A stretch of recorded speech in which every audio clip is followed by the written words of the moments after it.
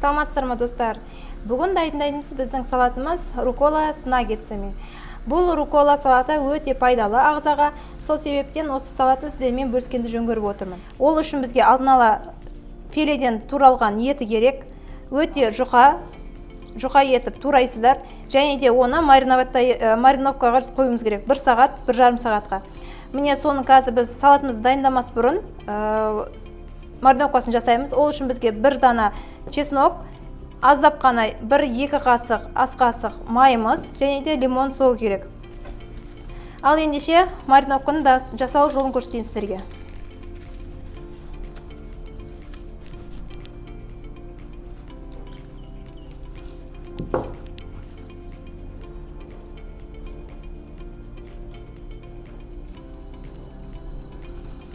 Егер лимон таппасаңыздар, апельсин соғымен де жасауға болады.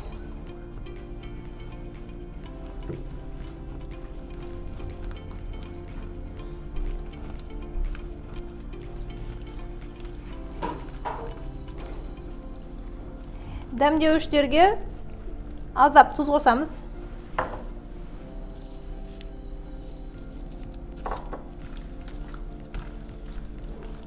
Осылайша біз осы мариновкаға 1 сағат қоямыз.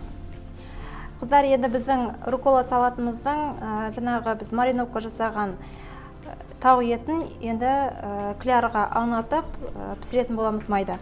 Ол үшін кляр дегеніміз біздің жұмыртқамыз, ұнымыз және де канишера біздің панировочный сухаримыз. Мынандай осындай корейский сухари болады. Мына түрі осындай. Енді қалай жасалынады? Біздің мариновка жасалған етіміз міне осылай жұмыртқаға аунатамыз. Ұнға аунатамыз.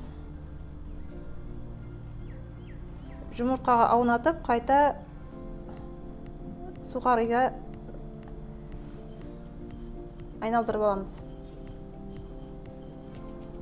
Осылайша бәрін тізбектеп жайып шығамыз. Дайындап, одан кейін қызып тұрған оттағы майға пісіретін боламыз.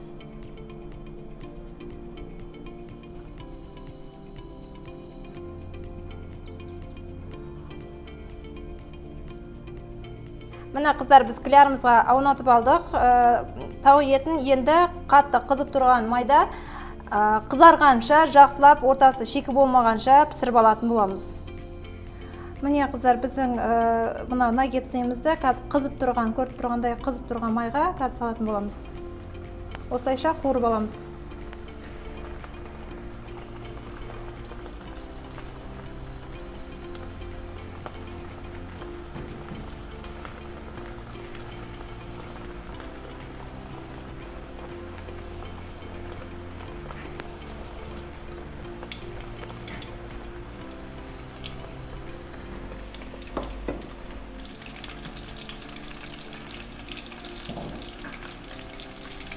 Мына рукола жапырағы бізде жуып тазаланған.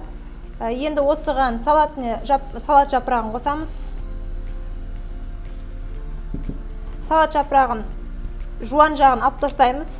Жуып тазалап, және де майдалап қолмен үземіз.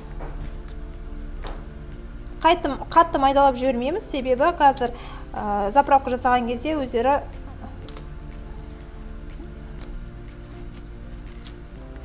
міне осылайша біздің салатымызды майдалап алдық. Салатный листьямызды. Енді бұның үстіне бізге керек қазір заправкамыз. Бұл заправканы дайындаймыз.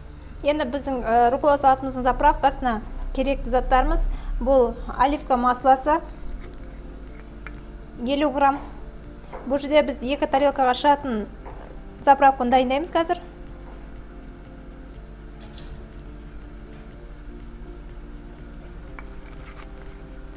Грамм оливка масла. Яблочный уксус бізде 10 грамм.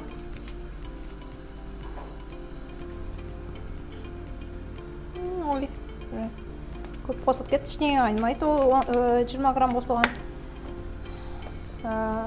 Және де бізде бальзамийский уксус деген осындай болады. Бальзамийский уксусымыз бізде 15-20 грамм.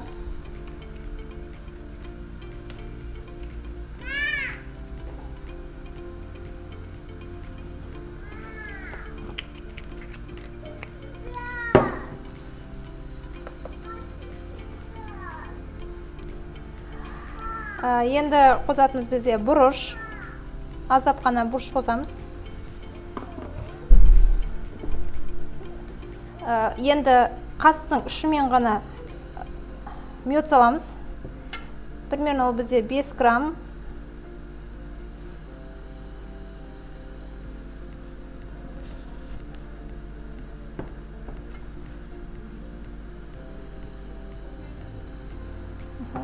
Және де 3-4 капля бізде лимон соғы.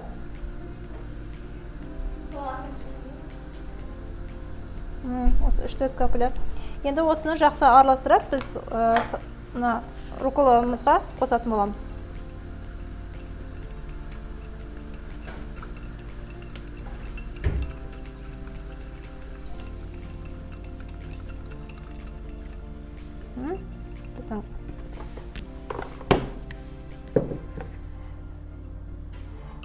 Осылай жақсылап араласты. Главное, ішіндегі сіздің миотыңыз араласу керек. Осылайша мына құйып шығамыз.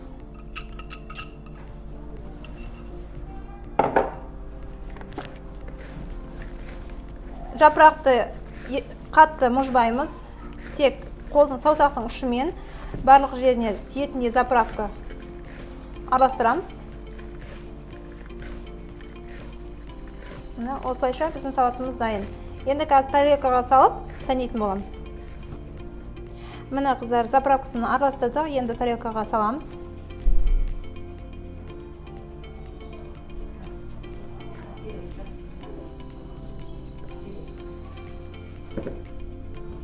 Осылайша саламыз. Енді бұның үстінен бізге жарты апельсин майдалап туралған.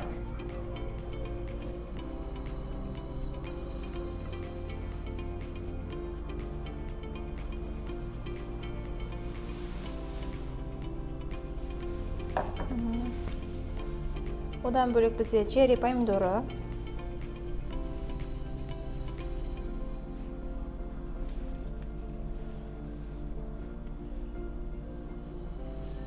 Және де біздің алдын пісірген наггетсиларымыз.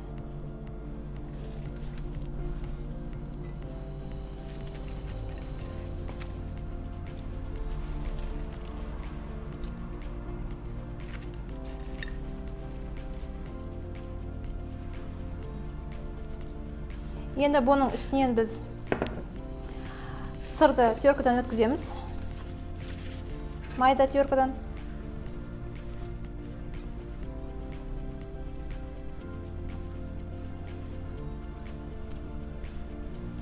Және де бізде густой соус бар. Осы густой соуспен сәндейтін боламыз.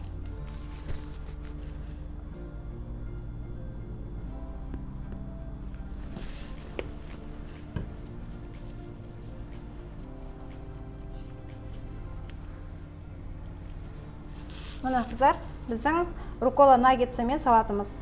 Ас болсын барлығыңызға.